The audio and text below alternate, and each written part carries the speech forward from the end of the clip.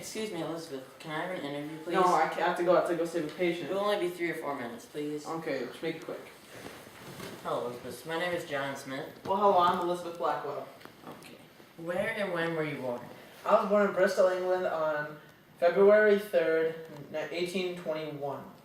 Interesting. How was your childhood? Well, I was actually born into a very wealthy family. We had a lot of tutors, and I learned everything that the boys learned, which was unheard of at that time.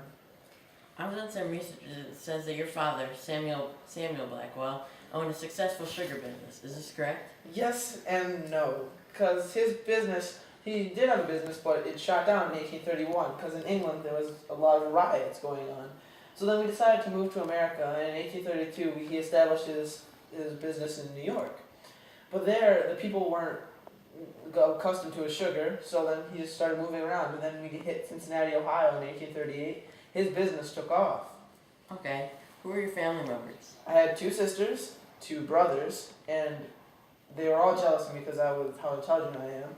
And shortly after we arrived in Ohio, my father, he passed away. What did you do after your father died? Well, we became very poor because none of us could operate his mills. So we had to open like a school, even though I hated teaching, to pay. And we taught little kids and local kids of the area. Did you ever get married? I was very shy and independent, so I never met anybody. What made you decide to become a doctor? Well, actually, one of my friends became very gravely ill, and I wanted to help her, and all she said was become a doctor. And so I was determined to get a medical degree from college. Didn't you study under Dr. John Dickinson and his brother Samuel? That is true. I also studied under a Quaker. They all supported me. Then did you apply for college? Yeah, to be exact, 28 times, and each time, turned down. Did you ever give up? No. I thought of it at one point, but then Geneva Medical College accepted me, and I later learned it was a joke by the students to see if I would come. I did. I showed them. I graduated first in my class, January 23rd, 1849. What did you do after you graduated? Well, I looked for a medical office to work in to gain some experience before getting my own hospital, but sadly, nobody would accept me. So I left the United States and went to Paris, and where I worked in a maternity hospital. But I caught an infection in my left eye, and they had to remove it. Did you still work after you lost vision in your left eye?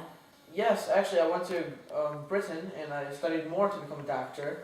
And then shortly after, I went to the United States. Where did you go in the United States? Well, I went to New York, and I thought I was ready enough, so I set up my own office in New York. I also wrote a book about women's health and education. Now they begin letting women into get medical educations. Yes, I established a college.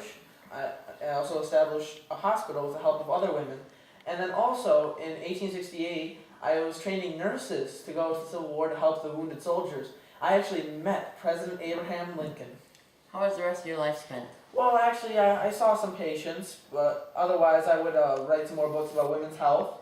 And women. I also was involved in the women's rights movement. But otherwise, I'm thinking about retiring into Italy soon. That's all I have time for.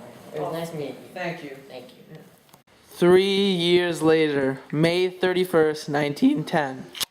Today, Elizabeth Blackwell, the first female to become a doctor and gain their medical degree, passed away. She suffered from injuries just 4 years ago when she fell down the stairs.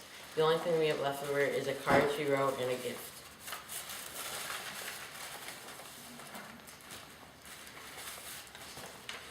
The gift she has is a college degree.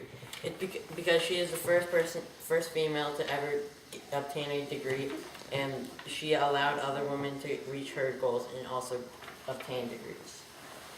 There's also a letter of her final words. Dear woman, I, Elizabeth Blackwell, am the first woman to graduate from medical school. I established a college and hospital in New York. I, against all odds, became a successful doctor. I give thanks to all the people that believed in me. I have now established women's rights in this sexist country. The doors are now open for women across the world So go, woman, and shine like I know you will.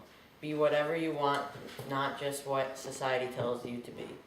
Since I am going to die, I give my college to my older sister.